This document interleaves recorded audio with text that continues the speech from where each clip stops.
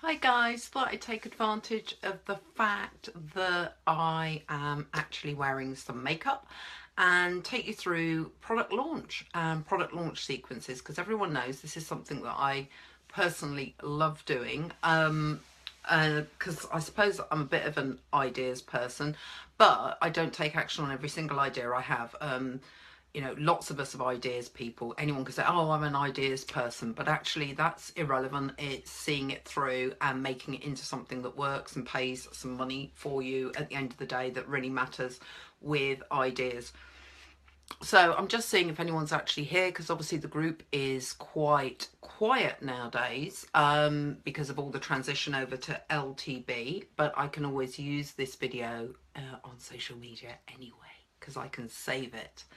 Right, so what are we looking at when we want to launch a new product? Well, the first thing I would say to any of you is you have to be absolutely sure that you are maximizing whatever it is you do currently. So in other words, your retention is really, really good in your current situation, that you are using your 3 to 4 areas of growth effectively.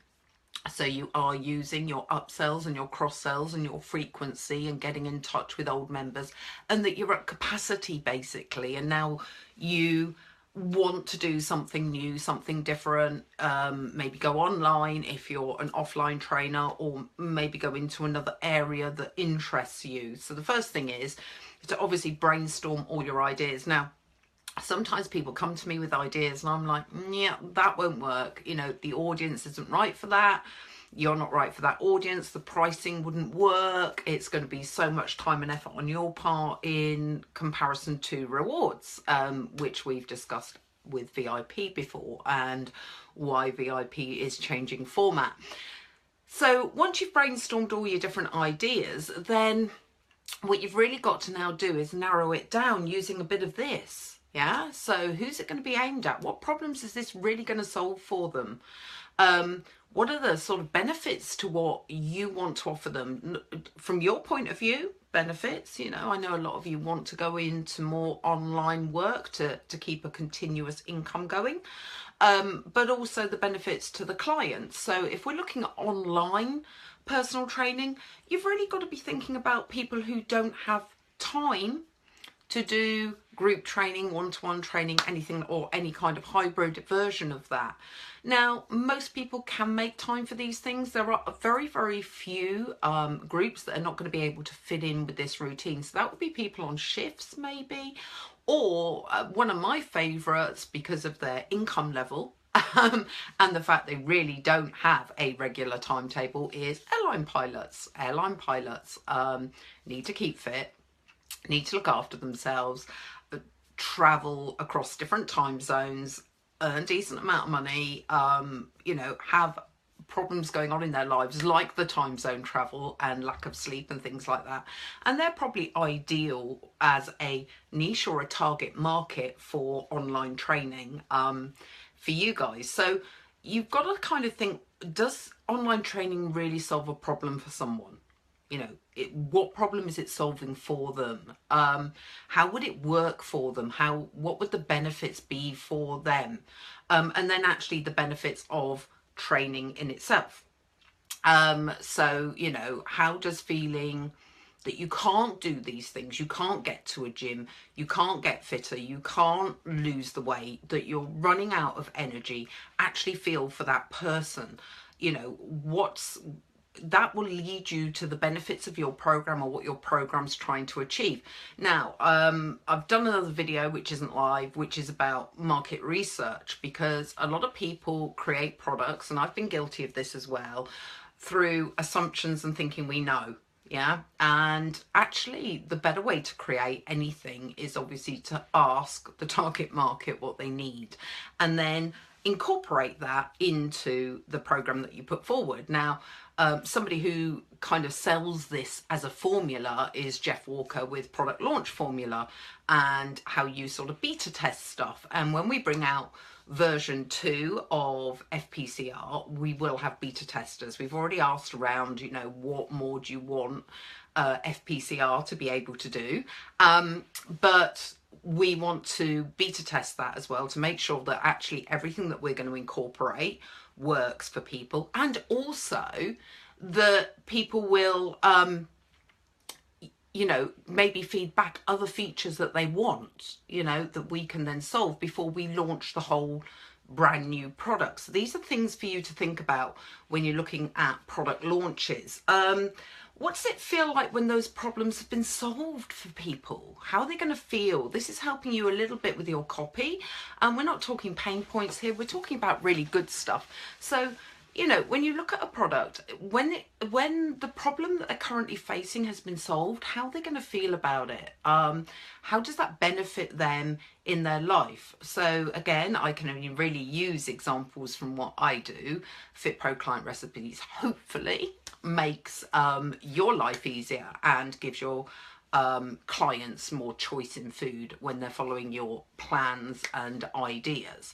So we know that, you know, because I have been a personal trainer client and because I've spoken to other personal trainer clients, one of the problems with somebody staying on a plan is lack of choice, lack of idea, having to think, having to cook, you know, things that maybe don't fit with family life, don't fit with work life. And those were the problems we tried to resolve for people. And then on another sort of aspect, we tried to resolve it from a personal trainer point of view because they didn't have time on top of everything else they were doing to then look at this as well.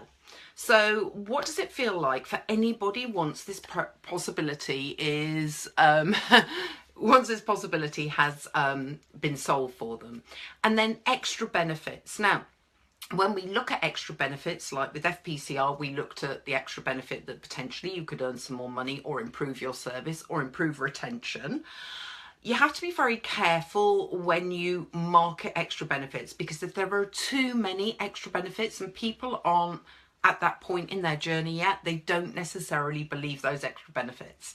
Yeah, they don't understand. So this is this Signal toothpaste that I always give as an example of extra benefits. When Signal launched, they were just one colour as a toothpaste, but they were trying to say they solved 3 problems: tooth decay, freshness of breath, and gum disease, I think, or whiteness of teeth, I can't quite remember. But the problem was the actual product was only one colour, and, you know, in unsophisticated times back in the 50s, people couldn't believe that a product could solve more than one problem. So what they ended up doing was changing the product so it had 3 different colours, so then people could relate each colour to the problem it's supposed to be solving. So when you sort of start to think about your benefits and you're writing out all the benefits that people will get from doing this idea that you've got, remember to keep it to stuff that people want solving, but also not to overwhelm them with too many benefits, because then they may not understand that they will feel all those benefits. You know, one of the things that Fit Pros always talk about a lot is, oh, when you lose weight and you get stronger, you're going to feel more confident. But people who don't feel confident and have maybe dieted before and got slim and then maybe put the weight back on, don't necessarily believe they're going to feel fit, strong and confident. So be careful what kind of extra benefits you sell. Right, so who are the people that you're actually going to help? So, you know, this is where we have to realistically look at things like your demographics, your location, the money that they could actually pay, you know, their actual financial ability to pay for something, you know, in comparison to what else they have going on in their lives. So who are you going to try and sell to? And do you have natural empathy with them? Do they understand you? Do they relate to you? So for example, if I was to try and start selling kind of fluffy unicorn based law of attraction marketing, it wouldn't work. You know, it just wouldn't work. You know, I'm all strategy and sort of hardcore on that. So develop products and sell to people that you obviously feel an alignment to, but make sure that they can financially align to you. You know, I've got friends struggling to sell programs because their target market, they're great people, they really want to help people, but their target market don't have the money, or they're in such a mental space of difficulty that they're not ready to take action. And we often have this evangelistic kind of thing going on in the Fit Pro space or any kind of helping space, where because you've done it, you think you can teach others to do it and they're all going to be happy to do it just like you did it. And it doesn't always work, and then it can get kind of depressing. Yeah, and it takes longer than you thought and longer than all the blue pink gurus told you it was going to take. So really define that target market. Now, I know I hate the word avatar. You don't need to draw up an avatar, but it does help. It really does help if you're going to be speaking to someone, that you've got a person in mind, particularly if you start doing videos. You know, who am I actually speaking to in this video? In this one, I'm speaking to you guys, and I know you guys quite well.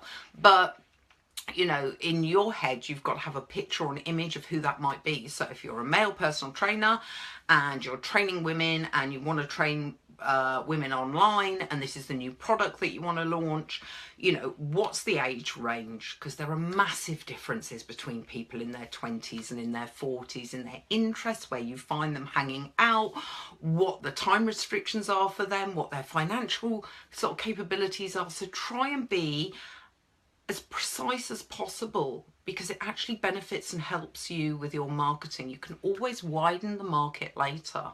It's actually better to go narrow to narrow initially, particularly with a new product.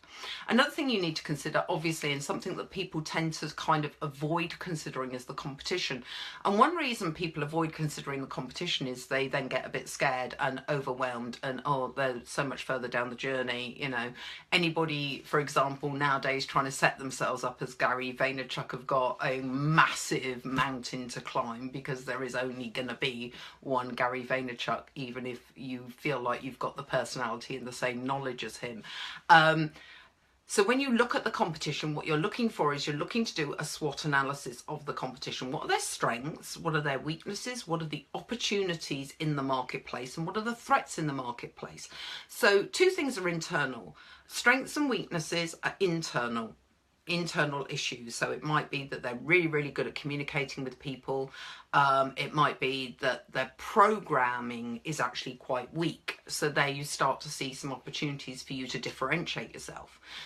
When you're looking externally, does anyone care whether the programming's weak or not? So, you know, we get lots of criticisms of people like Joe Wicks, because his recipes are actually quite high calorie and they won't necessarily do what he says they can do. But equally, he knows his marketplace and he's built that following. And, you know, there are opportunities in that marketplace for you, but you follow those clues, you follow those success clues. And that doesn't mean you have to start telling people to exercise less and eat more. It just means that you can't take him on. Do you know what I mean? It's not going to do your profile any good to take him on. So look at the competition, look who they're targeting, look how they're doing it, look at the social media they use if you're looking at online, look at the offline stuff. If you're thinking, you know, well, currently I work for a gym, but I want to go set up my own gym, well, start to think about that. You know, what do the local independent gyms do in terms of marketing? What's the weakness in that? What's the opportunity for you to dominate? You know, and we do need to talk about domination when it comes to marketing. We can't just be all fluffy and nice all the time, because this is people's incomes. Okay, so, you know, when you're going through this list, you've also got to consider, so if we were looking at online, and I'm jumping about all over the place, but it could be offline, you know, the type of program that you're developing. You know, is it a one-off? Like in the summer when I did the advertising copy for people, that was a one-off, you know, a one-off offer. I will write advertising copy for you and some emails for you, because I'd seen through observational research that's what people were struggling with, getting their Facebook ads approved by Facebook. People were really struggling with that stuff. No matter how much I said, well, you can't say this and you can't say that and you have to say this, and people couldn't cope. So I did a one-off product, and it actually, within 48 hours, 97 quid, I think it raised something like £1,500, which really helped towards the whole airfare situation. If you were around in the summer, remember that. Is it you're going to develop a membership site? You know, is it going to be part of a continual program? Is this going to be a launch formula for something quite low end and quite cheap, but that's going to lead to continuation programs? So, you know, what is the actual thing? Where's the ultimate going, and how are you going to price it? You know, taking into consideration your time, your experience, your target market. How are you going to price it? If it's brand new, then are you going to be doing some kind of pre-launch offer? Are you going to be doing an action taker offer? Are you going to be doing a loyalty offer? So people who've already worked with you, are they going to get a special price to come in? Remember, special prices can mean things like good testimonials, good shout outs on social media. So these are, again, other things you need to consider if you're intending to launch a new product or program.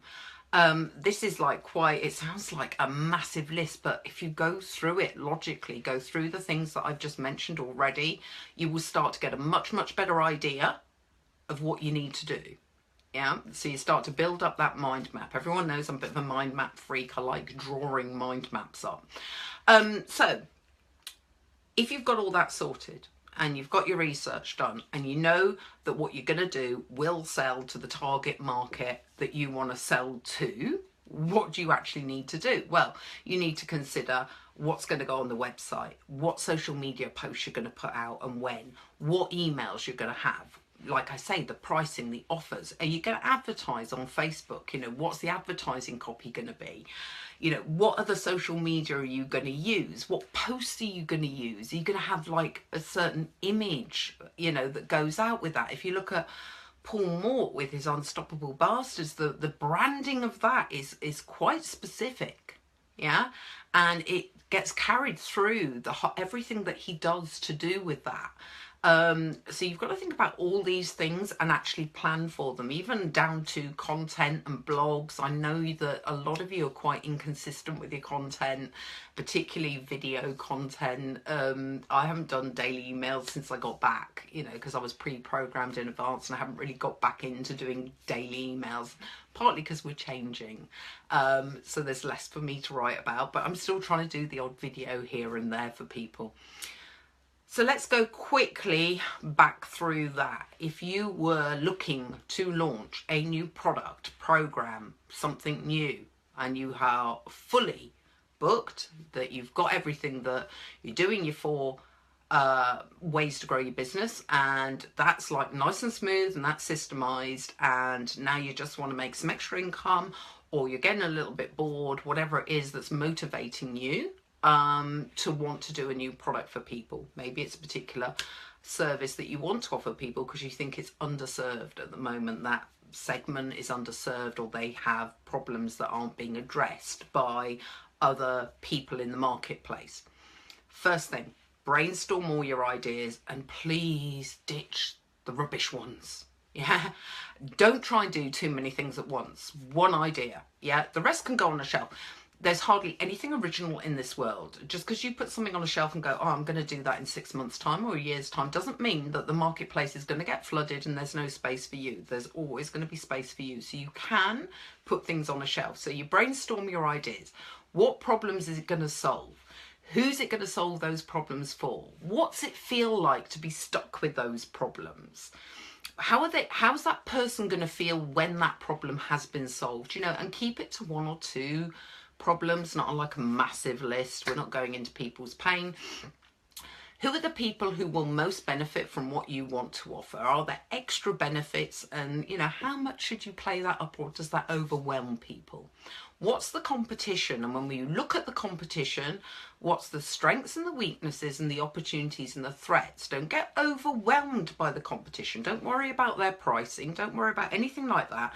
Just start to look for those gaps in the marketplace that you could neatly slip into. You've got to consider what type of program you're going to offer, you know, whether it's going to be a membership site, whether it's a one-off, whether it's going to be part of a whole different set of programs that all fit together, from a Kickstarter right the way through to maintenance type thing.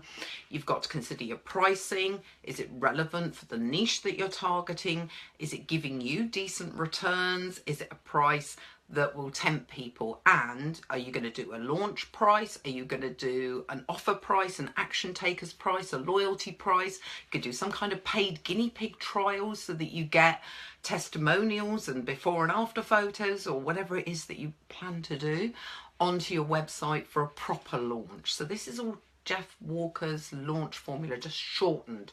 Then you've got to break it down into, what do I actually need to do? Yeah, so I need to do a sales page. Do I need to actually write the programs? Do I need to get my emails sorted? Do I need to have a timetable of videos that I'm going to put up? What social media am I going to use? Good question to answer here is, what's worked for me in the past? Yeah, is the social media that you should concentrate on. What sort of posts am I going to do? Am I going to have advertising? What type of adverts? How much am I going to budget for those adverts? What imagery am I gonna, go with? What's the feel that I want to portray and get across to people, and what's the actual content? So that's roughly the sort of questions you should be asking yourself. Once you get to that point, you hopefully at that point will have like loads and loads of notes for a start, loads of notes. Now the skill is to actually plan that out into actual bite-sized chunks that you can fit into your normal work, so nothing gets dropped. It's like juggling a load of balls, isn't it? You don't want to drop any. So planning that project out as a proper project planner with deadlines that you promise yourself you're going to meet. I always say to people at this point,